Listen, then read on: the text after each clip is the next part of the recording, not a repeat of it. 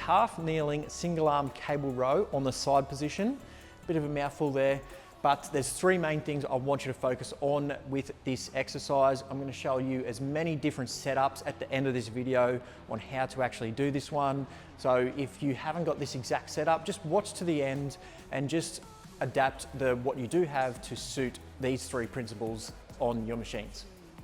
So those three are full extension, okay? We really want to go to full extension on these ones. We want a big, nice stretch through the back of the shoulder here and really feeling it in that lat. Second is tempo. So we want a nice and strong, fast down pull, and then slowly releasing, as slow and as controlled as you can into that stretch as much as possible, okay? We want a real big, deep stretch, but we want to get that at a slow pace. And third would just be set it up properly to suit those two first principles on whatever machine you have access to.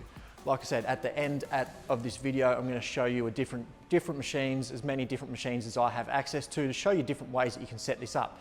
Doesn't really matter what machine you have, as long as you focus on those first two principles of that big stretch and control in that movement, okay?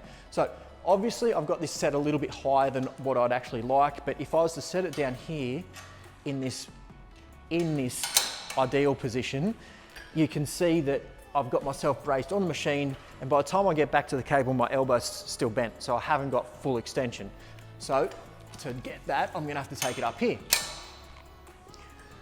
So as you can see now, as I come down in this position, I'm already pulling the weight stack off the top of the weight stack off the bottom, and I'm getting a big long stretch. I've braced myself off this machine and I'm pulling right down, okay? Again, as always when we're doing pulling exercises, we want to make sure that shoulder is pulling down and that elbow is pulling back and down to the ground. Okay, I come back into that stretch and slowly release into that stretch. Now, if I turn this way, I'm still going to be hitting it. So I've actually turned myself away from that machine a little bit. As you can see, I'm getting a little bit more extra stretch there, and I'm not hitting the weight plate on the stack. Pull it down, slow release into that stretch and into the next rep. Slow, slow, slow, big stretch, and power into the next rep, okay?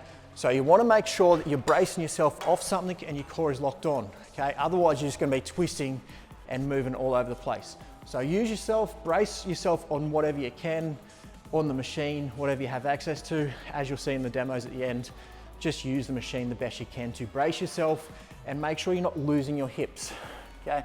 So what I mean by that is when I'm doing it, you can see that my hips and my torso is staying nice and straight. I might get a little bit of a twist through the upper shoulder like that and then pull into the next rep, but I'm not doing this, okay?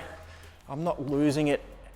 I'm not moving my body all over the place. Make sure you're nice and strong through your base so you can get a bigger stretch through that lat, which will give you a better experience in the exercise.